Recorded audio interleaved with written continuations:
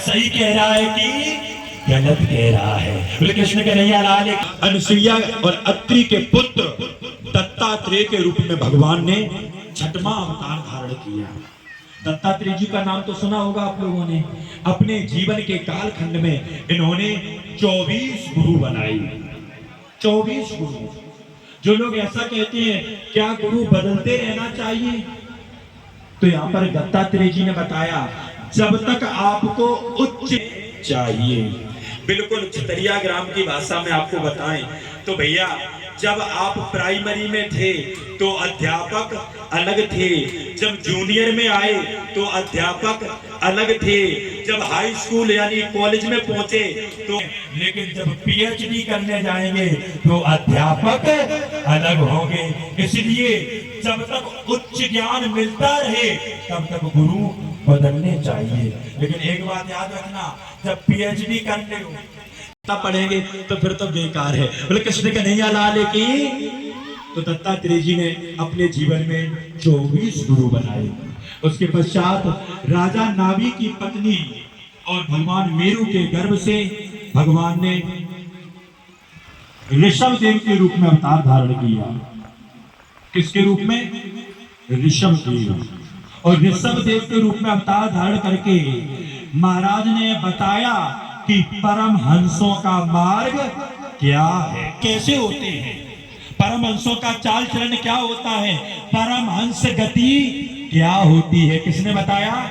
ऋषभ देव ने। और यही भगवान ऋषभ देव जैन धर्म के प्रमुख तीर्थंकर भी हुए। उसके पश्चात मेरे प्यारे भगवत प्रेमियों, 9वें अवतार में राजा पृथु के रूप में भगवान ने अवतार धारण किया और औषधियों का दोहन किया। प्राचीन समय में व्यक्ति को रोग हो जाता था, उसकी मृत्यु हो जाती थी, पता भी नहीं चलता था कि मृत्यु किस रोग से हुई, इस रोग की औषधि क्या है। तो भगवान पृथु ने अवतार धारण करके बता दिया कि इस रोग की क्या औषधि है। हरे कृष्ण कन्हैया लाल की। उसके पश्चात चाक्षुष मनवंतर के अंतर में जब यह सारी पृथ्वी डूब रही थी, उस समय भगवान ने मत्स्य अवतार धारण किया, मछली का अवतार धारण किया। उसके पश्चात एक समय जब समुद्र मंथन किया जा रहा था, आप लोगों ने कथा सुनी होगी, अभी कथा आपको आगे सुनने को मिलेगी। समुद्र में डूबने लगा ना, तो भगवान ने कच्छप रूप धारण करके उसको अपनी पीठ पर धारण किया। उसके पश्चात भगवान मोहिनी रूप धारण किया। एक बार अपने भक्त प्रहलाद की रक्षा करने के लिए भगवान ने नरसिंह रूप धारण किया और परशुराम जी के रूप में भगवान अवतार धारण किया। सत्यवती नंदन श्री कृष्ण द्वापायन के गर्भ से भगवान ने वेद व्यास जी के रूप में अवतार धारण किया और 17 पुराणों के साथ साथ श्रीमद् भागवत पुराण की रचना की। भगवान ने राम के रूप में धरा धाम पर अवतरित हुए। बोले कृष्ण कन्हैया लाल की। उसके पश्चात मेरे प्यारे भगवत प्रेमियों, श्रीमद् भागवत के अंतर्गत आया है जब कलयुग आएगा तो कलयुग में 2 अवतार होंगे।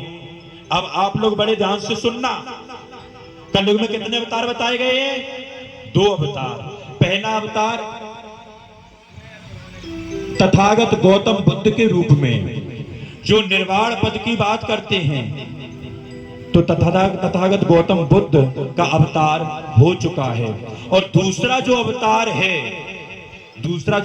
है ना, जिसके बारे में अन्यान वक्ता लोग कहते हैं, जिनका अध्ययन कच्चा है, जिन्होंने 4 वेद 6 7 18 पुराणों का अध्ययन नहीं किया है, वह लोग ऐसा कहते हैं क्या कि कल का अवतार होगा। सही बात तो ये है, ग्रहण परे 3412 कलयुग लेखा होए निर्वारा, बाकी बची रसातल जाई, तब निज नाम रहो ठहराई। हमें बताया गया यहाँ पे कबीर पंथी भी बहुत है, ठीक है ना। तो जिस समय निज नाम आया, जिस समय ये तारतम्य आया, उसी समय की जो लोग ऐसा कहते हैं कि कल का अवतार होना शेष है, वह मेरी बात ध्यान से सुने। आज के ठीक 404 वर्ष पूर्व महामती प्राणनाथ के रूप में ये कल का अवतार हो चुका है। क्योंकि कल का अवतार के बारे में लिखा है, जब ये कल का अवतार होगा ना, तो उस समय घोड़े पर सवार होकर तलवार की धार से अधर्मियों का संहार किया जाएगा, दुष्टों का दमन करेंगे। किससे? तलवार की ढाल से। लेकिन मेरे प्यारे भगवत प्रेमियों हैं नहीं, आज समय किसका है? राइफल का। जो लोग तुम तलवार घुमे तो गोली मार दी जाएगी।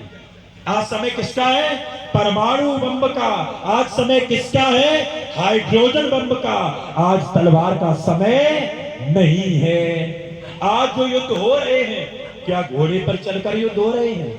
नहीं। आज युद्ध किससे हो रहे हैं? लड़ाकू विमानों से। आज युद्ध किससे हो रहे हैं? बड़े बड़े तोप टैंकरों से। आज घोड़ों से युद्ध नहीं हो रहे हैं। हाँ, आज के प्रधान जी, अब हम तुमसे हाथ जोड़ के प्रार्थना कर रहे हैं कि तुम प्रधान जी के कान में कह दो कि बार बार झटपट ना करवाओ। अरे यहाँ नहीं हो रही, वहां पे हो रही। आज जनरेटर बंद, आज जनरेटर चालू। राधे राधे। बोले कृष्ण कन्हैया लाल की।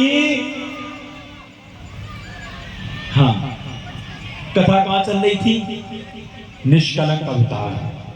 मेरे प्यारे भगवत प्रेमियों, महामती प्राणनाथ के रूप में अवतार हो चुका है। आज पृथ्वी पर कोई भी अवतार शेष होना शेष नहीं है। सारे अवतार हो चुके हैं।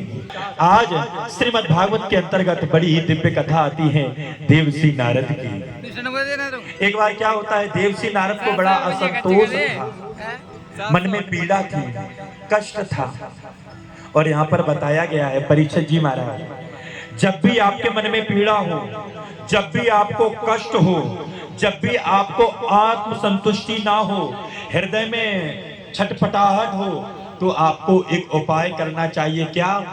श्री गुरु पद के मन गण ज्योति, सुमिरत देव दृष्ट ही होती।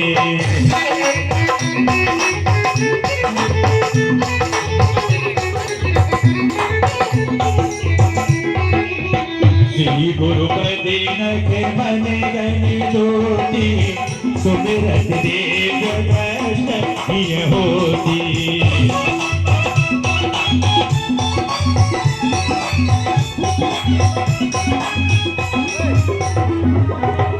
तलनि मोहे तब तब सुप्रकाशु, तलनि मोहे तब तब सुप्रकाशु, बड़े भाग्य ओहि आवे जासु।